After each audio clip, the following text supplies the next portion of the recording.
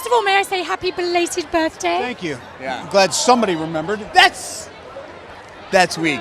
That's weak. Did you not get Robert a gift? No, I know. Welcome to Top 10 Beyond the Screen. I'm your host, Johnny Rogers, and in today's video, we'll be breaking down some of the most difficult actors to work with within the world of Marvel's Cinematic Universe. But before we get into that, if you don't want to miss another daily video from us, make sure you tap that subscribe button to join our notification squad. Now, without any further delay, let's get right into today's list of the top 10 Marvel actors who are hard to work with. In at number 10, Terrence Howard. Back in 2008, when the Marvel Universe kicked off with the first Iron Man film, most of the cast would soon become key players in what would be a very successful franchise. Terrence Howard was the original War Machine and Tony Stark's sidekick slash, babysitter. In past interviews when Terrence was first starting out, even he realized that he was difficult to work with. After his first starring role in the film Hustle and Flow, Howard told interviewers that the reason he isn't in the limelight is a direct result of how difficult he can be to work with. Unfortunately for Terrence, Marvel Studios is equally difficult to work with, and in the early days of filming, they just started cleaning house. If anyone gave them the slightest issue, they were replaced at the next available opportunity. On top of reports coming from the set of Iron Man that he was living up to this reputation, it was also noted that director Jon Favreau wasn't exactly loving his performance. Then by the time Iron Man 2 rolled around, he would soon be replaced by Don Cheadle. The saddest part of this story is looking back at that first Iron Man film where Terrence sees the War Machine suit and says, "Next time." Little did he know, there would never be a next time. In at number 9, Brie Larson. When Brie Larson was confirmed to play Captain Marvel, the comic book trolls bombarded the Rotten Tomatoes page with negative reviews before the film was even released. Part of the reason fans were upset with this new Marvel character was mostly due to how much they pushed the fact that she was a woman, as if there was never any female superheroes before her. Fans correctly noted how Wonder Woman was able to allow the character to just speak for herself when it came to sending a message of female empowerment. Although with Captain Marvel, there was almost too much of a focus on her gender being the reason that she was a hero. Perhaps the main reason she had become difficult to work with was that Larson's own politics began creeping in during press junkets. In what was a PR nightmare, Brie made several comments about how there were too many white men in Hollywood, which even included the critics that review the movies. She's not wrong, but it's also a very hostile way to start your MCU journey, especially considering that most of her castmates are, well, white men. In at number 8, Natalie Portman. In another stunning example of identity politics spoiling casting choices, Natalie Portman originally left the MCU because of a female director being fired.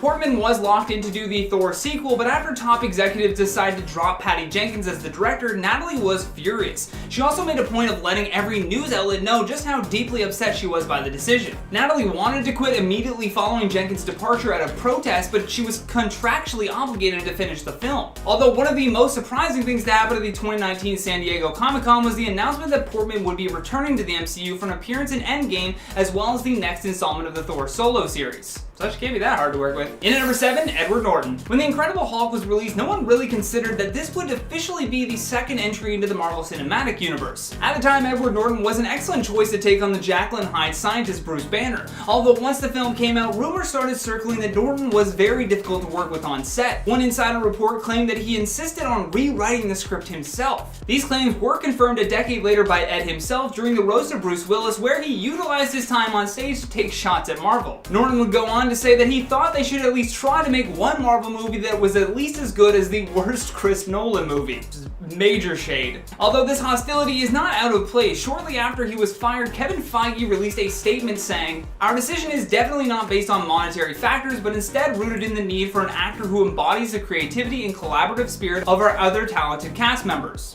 Fair enough. In at number 6, Gwyneth Paltrow. Even though Gwyneth Paltrow has been part of the MCU since its inception, she clearly only is paying attention to the paychecks. During an episode of the Netflix show Chef's Table, she completely forgot that she was in Spider-Man Homecoming. And even worse was that she had no idea Samuel L. Jackson was a member of the MCU, even though she had been in 5 films with him at the time. Although at 46, Paltrow wasn't interested in dressing up in a superhero suit anymore and was very vocal about this upon her departure from the franchise following Endgame. Gwyneth told Variety magazine that she doesn't see herself committing to any more sequels and that she really only got involved because she was friends with director Jon Favreau. In at number 5, Idris Elba. Most actors that are part of the MCU see it as a blessing for their career, which is a lot considering that most of Hollywood shied away away from superhero films because they didn't want to be pigeonholed. Even though Idris Elba had a key role in the franchise, he still believed in the latter and actually referred to working in Marvel movies as torture. Specifically, he was referring to his role in Thor 2 and the reshoots required after he had wrapped on the film Mandela: Long Walk to Freedom. Idris elaborated on this scene, specifically when he told media outlets, "I'm actually falling down from a spaceship, so they had to put me in a harness in this green screen studio, and in between takes I was stuck there. Fake hair stuck on my head with glue, this effing helmet while they reset. And I'm thinking 24 hours ago I was Mandela. I was literally walking in this man's boots. Within 6 months we were all so in love with this film that we had made. I was Mandela, practically, then there I was, in this stupid harness with this wig and this sword and these contact lenses. It ripped my heart out." And that statement ripped mine out. We love you, Idris. Why would you be so difficult to work with? In at number 4, Mickey Rourke. Oscar winner Mickey Rourke famously hated starring in Iron Man 2, even saying after his starring villain role that Marvel heads diluted his character Ivan Vanko to a one-dimensional bad guy, adding that creative control rested with some nerd with a pocket full of money calling the shots. Mickey Rourke is the kind of actor that always wants to add more layers to his character, and although they initially agreed to this, he was surprised when the decision makers pulled the rug out from underneath his intended performance. Mickey went on to say, "I'm not a Marvel fan. Once I did a movie for Marvel and they cut the whole goddamn thing out. When you bring it to the table, it's really disappointing when they cut things out."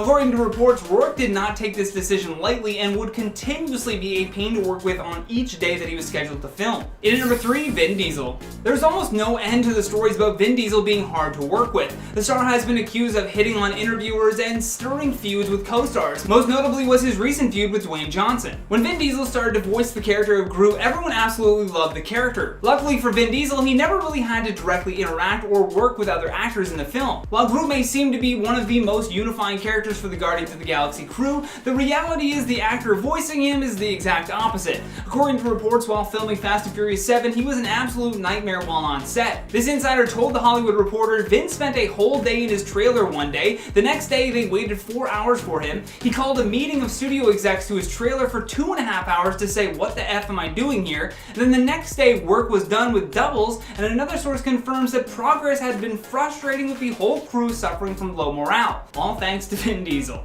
In at number 2, Guy Pearce. Before starring as the slimeball villain Aldrich Killian in Iron Man 3, Pearce had a list of demands before he agreed to even take on the role. While his agency was excited at the opportunity to have their client involved with this project, Guy was a little more hesitant. He was very open about how he preferred to work with interesting directors and weighty material, but took the meeting because he enjoyed the first Iron Man film. Shane Black, who directed the film, was a big fan of Guy Pearce and was basically bending over backwards just to get him in the room for a meeting with Marvel Studios. Shane ran him through the general idea of how he would be involved in the film, but Pearce did end up telling his agent that he was not going to do the movie until they showed him the script. As we're sure you know by now, Marvel is very secretive about handing out material for projects because, well, they don't want any details leaked. Although when Pearce refused to take the role without a script, they emailed him a link that would expire after 2 hours. Last but certainly not least, on our number 1 spot, Anthony Hopkins. After Thor: The Dark World, Anthony Hopkins admitted that he had no interest in coming back as Odin for the following film, Thor: Ragnarok. Apparently, he had been so disinterested in the entire Thor franchise that he felt doing 2 movies was more than enough for him. It wasn't until Taika Waititi was announced to be directing the next movie that he agreed to stay on board.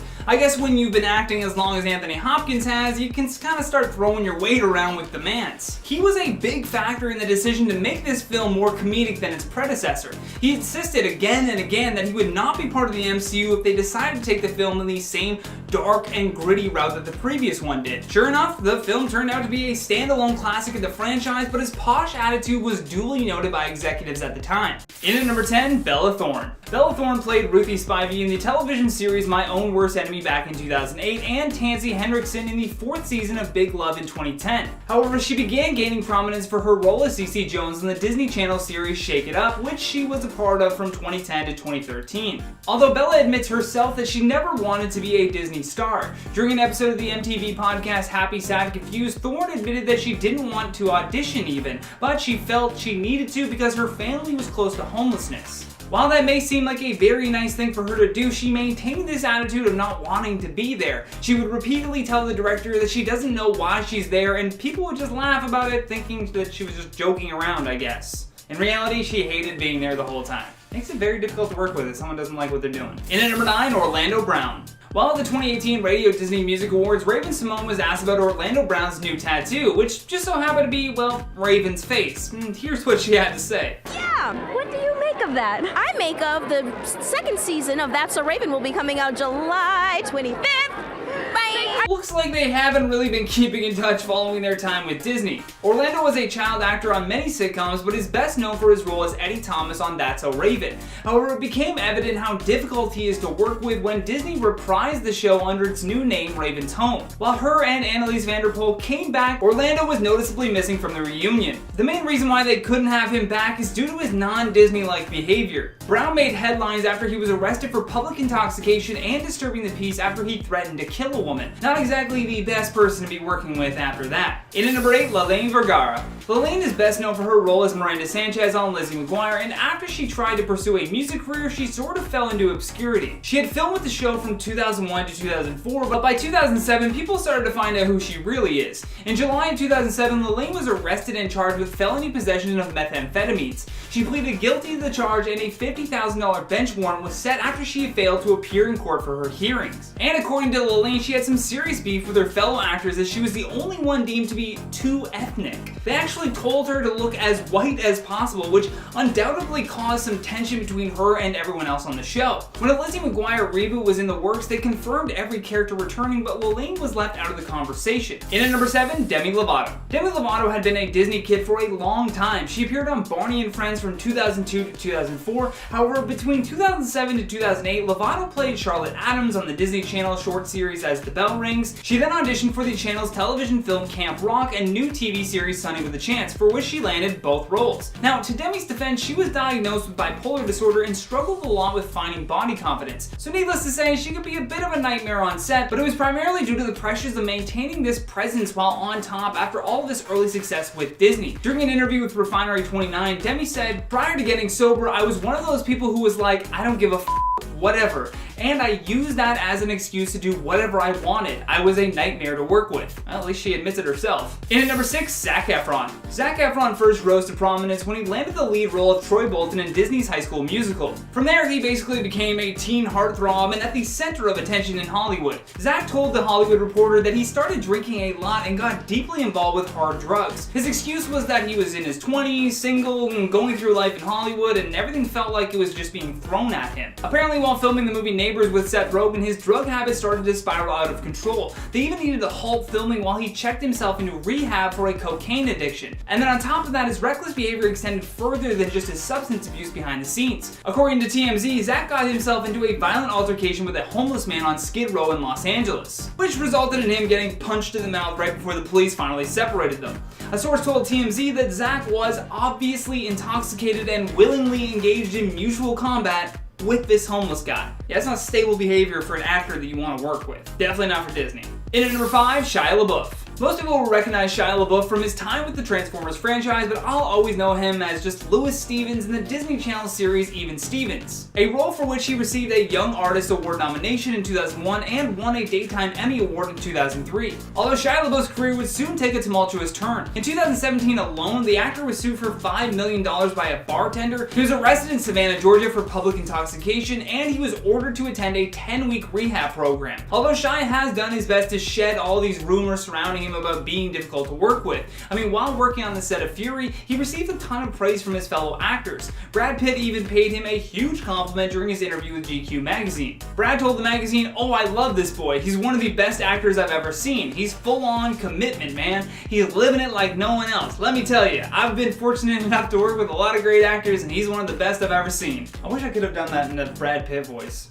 We'll get there. In at number 4, Jake T. Austin. Beginning his career as a child actor at the age of 7, Austin is a 5-time Young Artist Award nominee, 2-time Teen Choice Award nominee, and Nickelodeon Kids' Choice Award nominee. He's best known though for his role as Max Russo on the Disney Channel series Wizards of Waverly Place. Jake attributes a lot of his bad behavior to the tough transition of moving from child actor to an evolved adult star. While at the Teen Choice Awards, apparently Austin threw a giant temper tantrum backstage after a staff member didn't recognize him. According to TMZ and multiple eyewitness accounts, he became infuriated by this and started throwing empty shoeboxes at a female staff member. But then he said this next year. This has been the summer of kick-ass women. In at number 3, Ashley Tisdale. During her childhood, Tisdale was featured in over 100 advertisements and had minor roles in television and theater. She also achieved mainstream success as Maddie Fitzpatrick in the Disney Channel series The Sweet Life of Zack and Cody. Her success was heightened even further when she starred as Sharpay Evans in the High School Musical film series from 2006 to 2008. Tisdale even admitted herself that she was very difficult to work with during her time on High School Musical. During a chat with Andy Cohen, she said that her and Lucas, who played her on-screen brother, didn't get along at first. She told the host that they didn't get along at first because when they were screen testing, she was only giving him just like regular line readings, so not really being in the character. Then when he asked her to, method act to get themselves into character, she noticed that her attitude was creeping a little too closely to that of her character Sharpay. She went on to say, "I do think I became a lot like the character, and I think he thought I was really like Sharpay, and it wasn't until we rapped that he was like, oh, you're not that person." Or is she? In at number 2, Jake Paul. Jake is far from his Disney acting days now, but according to reports, he wasn't the easiest person to work with. Aside from Vine, he really rose to prominence for playing the role of Dork Man on the Disney Channel series Aardvark. Although Jake was unceremoniously dropped from the show before the start of the second season, and his exit was listed as effective immediately. Paul had been making local headlines in Los Angeles after complaints that he had been getting from his neighbors over alleged partying and pranks at his West Hollywood rental house. He was then featured in a KTLA news report after he started climbing up on her news van during a live broadcast. Can we do it by the truck? Yeah. In a minute. Yeah. Let's go by the truck. Whoa, I wouldn't crawl up there. Why? Okay, I just wouldn't do that. I want to do the interview here. Yeah, can't do A spokesperson from the Disney Channel refused to comment as to why they dropped him, but explained that it was a mutual departure and that they wished him all the best. Probably had a lot to do with those news segments. I'm gonna go with the news segments. Last but certainly not least, on our number 1 spot, Miley Cyrus. Arguably one of the most successful child stars of her generation, Miley has had a rise and fall like nobody else. She became a teen idol as the title character of the Disney Channel television series Hannah Montana, which ultimately led to her becoming a very successful recording artist as well. Although all of that fame and being the daughter of a rock star aren't necessarily great for one's ego. She started to perform as both Hannah Montana and herself, which really did a number on her psyche and led to her becoming sort of a double diva. In her book titled Miles to Go, Miley reflected on her time working with co-star Emily Osment on the show and said that when the cameras stopped rolling, they didn't really get along. Miley writes, "The show felt real to me, and I wanted my relationship with Lily to feel real too. I knew it didn't have to, show business is show business, but I was disappointed. There were times when I didn't think we could ever be friends. We just couldn't figure out how to get along. Probably because you're a diva. Just guessing." In at number 10, Robert Downey Jr. This point may be a bit different than the rest of these Marvel actors. Although Robert had a long history of being wild and difficult to work with, his Marvel days were rather tame. In fact, he has been praised for just how easy he is to work with. Although if you're an executive at Disney, you may not view him in the same light as his fellow actors. Robert is a stark defender of equal pay in the Marvel Cinematic Universe. When he saw his paycheck, he advocated that the other actors get paid more,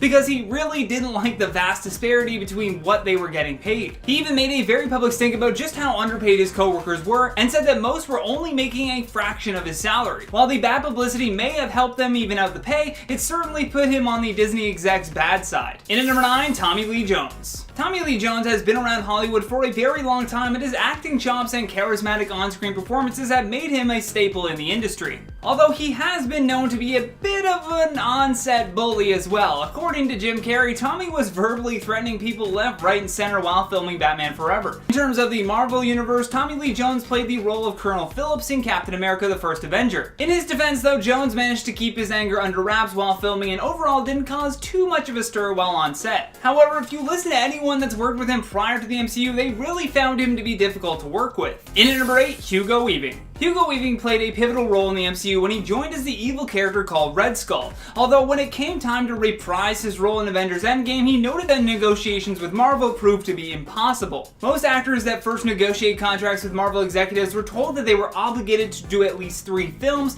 but that the pay would slowly raise with each one. However, Hugo noted that when it came to starring in the Avengers, his pay grade was far less than what he had received for the first one, and that he wasn't even offered any more films following that. He continued by saying, "They said it's just a voice job, it's not a big deal. I actually found negotiating with them through my agent impossible, and I didn't really want to do it that much, but I would have done it." The problem with that statement is that Hugo has been very open about just how much he hates doing voiceover roles. especially when he voiced Megatron in the Transformers movie. He said it felt empty and meaningless. In at number 7, Stellan Skarsgård. Stellan is perhaps one of the most famous Norwegian actors in the world today and is very well-trained thespian in the Dogma 95 style. According to his co-workers though, he is notorious for pranking people, and apparently he has leveraged his intimidating accent and dramatic flair to outright scare his co-stars beyond belief. He actually managed to coerce actor Paul Bettany to work with him in the film Dogville, a film for which Bettany refers to as a disgusting experience and compared Stellan's acting process to torture. When it came time to film the Avengers, Stellan was very outspoken about how he felt lost amongst the superheroes. He told interviewers that he didn't know how they were going to cram all of them into one movie and still have a story that actually moves forward. Whoa, I bet the executives didn't like that press. In at number 6, Finn Jones. Finn Jones was the star of Marvel's Iron Fist, and while he was fairly easy to work with in regards to the day-to-day acting, it became more of a scripting issue than anything else. According to his co-workers on the show though, he just didn't have any real chemistry with any of them, which included his real-life friend Jessica Henwick, who played the show's love interest Colleen Wing. This lack of chemistry most definitely shows up on screen, and this actually is the reason the show received so much backlash from fans. They were certainly upset with the casting decision for Finn as the title character Danny Rand.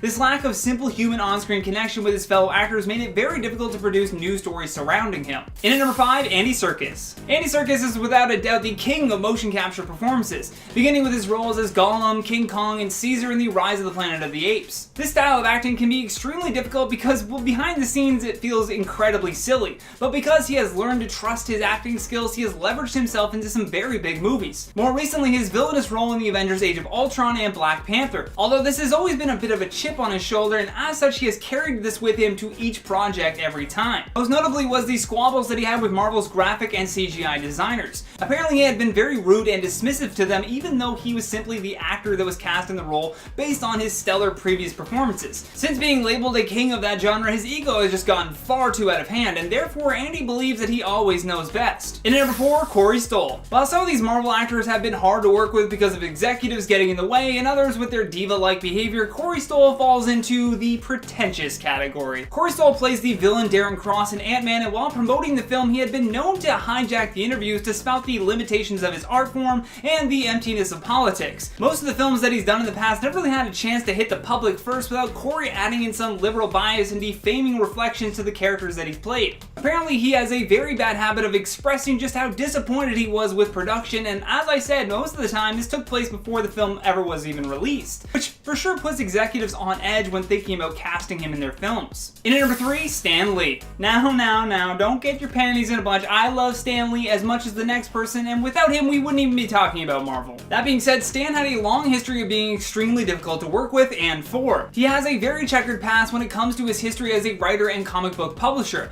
Most notably was his very public feuds with Jack Kirby, which put the legacies and rights of the characters into a tailspin. Thankfully, all of his cameos in each of the Marvel films were so minuscule that he never really had an opportunity to stir up any controversy while on set. However, if he had been on longer than just a few days, there's no telling what kind of drama Mr. Lee could have started. That being said, rest in peace, we love you forever, Stan Lee. In at number 2, Tom Holland. Also known as the king of spoilers, we have the young addition to the Marvel Universe, aka the new Spider-Man, who should most definitely be renamed to Spoiler Man. Perhaps the funniest and most upsetting moment for Tom's co-stars was when he did a live stream of him opening a package from Mark Ruffalo. As he pulled out the poster for the unannounced Avengers Endgame, it clearly said on the pack, "Confidential, do not share." Yet it wasn't until Tom flipped the page around that he realized the amount of trouble that he had just caused for everyone at Marvel Studios. Following this, almost all of his interviews were paired up with an adult just in case he began to spill the beans. Last but certainly not least, in our number 1 spot, James Spader. Another man that went under some motion capture drama was actor James Spader, who delivered an exceptional performance as Ultron.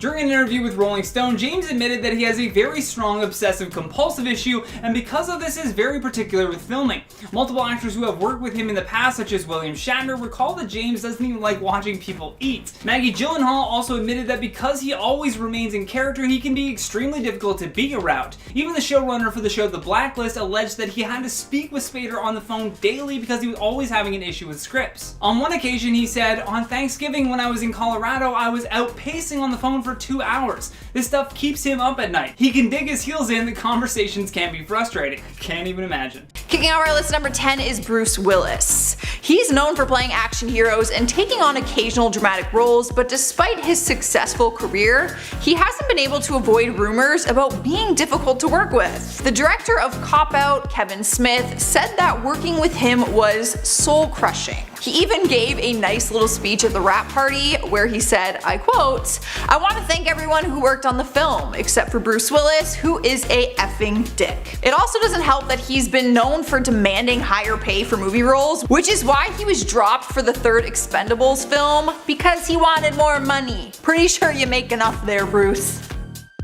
Up next, number 9 is Julia Roberts. She's been a huge Hollywood actor for years, and from the outside looking in, she doesn't look anything far from sweet and kind, to me anyway. But sources have revealed that she can be difficult to work with. Crew members from the movie Hook gave her the nickname Tinker Hell, rather than using her character name Tinkerbell. Steven Spielberg was also asked during an interview if he would ever work with her again after the 1991 movie, and he responded with a simple no. The two of them apparently butt heads, and people say it was because she was struggling since her engagement to Kiefer Sutherland was called off 4 days before their wedding during that time. Spielberg didn't bash her name, like he really wasn't that harsh about it. He just said that it wasn't a good experience working together. I can't picture Julia Roberts being mean.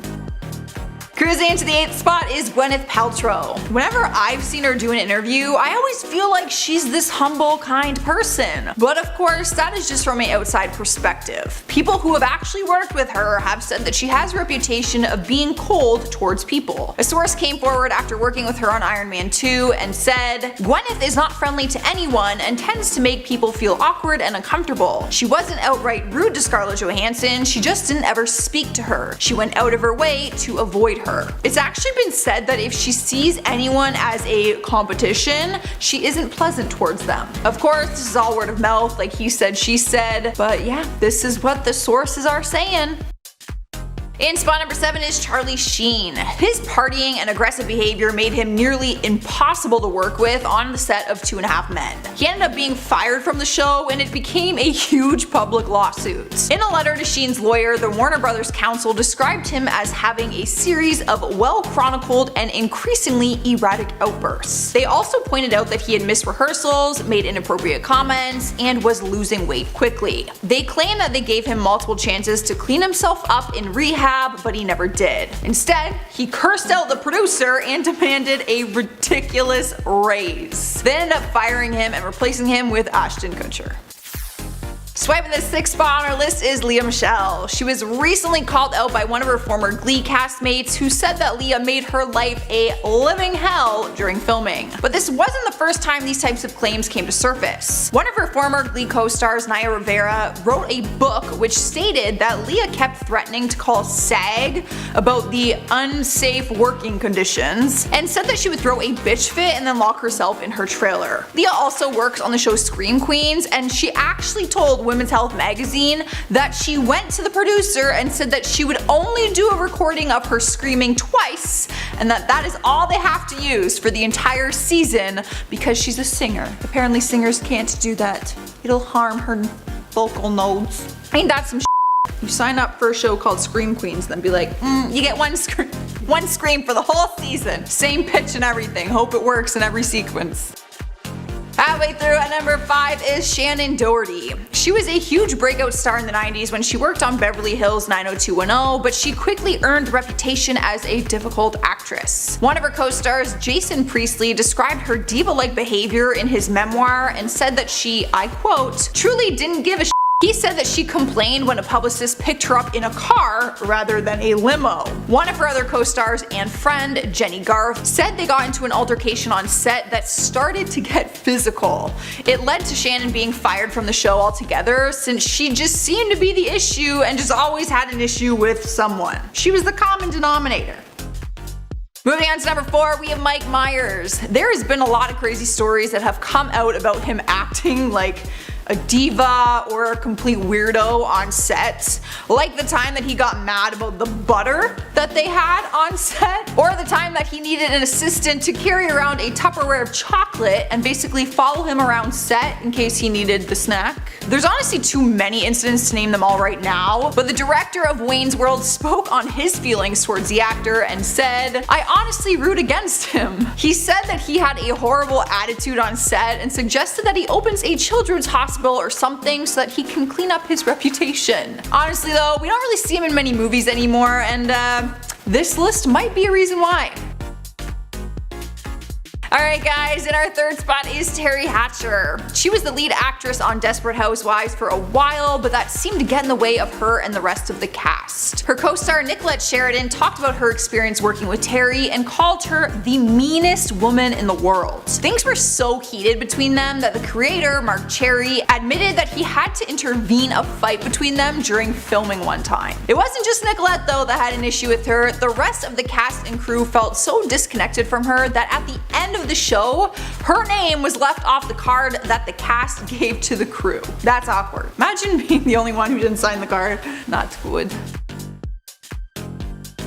Taking over the number 2 spot is Katherine Heigl. This actress has one of the harshest difficult actors to work with titles because it seems like she dug herself into a hole on a few occasions. Like the time in 2008 when she criticized a movie she starred in, Knocked Up, by calling it sexist, which ended up causing a feud with the director and her co-star Seth Rogen. Then she disrespected the Grey's Anatomy writers by claiming the writing wasn't good enough for her to be considered for an Emmy. She has apologized for her comments, but her reputation just still stands the way it is. Probably because she went as far as actually withdrawing herself from the nomination for the Emmy. Like, she put in a lot of effort to make some calls and say, oh, I don't need to be nominated. Earning the number 1 spot is Christian Bale. Now, I like to think that he has matured over the years, and over time he has reflected on the incident where he went off on a lighting crew member. The behind the scenes footage of an altercation went viral online, which showed Bale losing it on a crew member during a scene from Terminator Salvation. In the clip, he is yelling at the crew guy, threatening to get him fired, dropping the F-bomb left and right, honestly just going insane for like 10 minutes. Apparently, the crew member walked into frame during one of his scenes to fix a light, but it threw Bale out of character and he was pissed. He has apologized since then and admits that his behavior was inexcusable, but similar stories have been told from other movie sets that he has been involved with, so we really don't know if he's still hard to work with or not. But after seeing that video, I'd be so scared to work with him. He's crazy.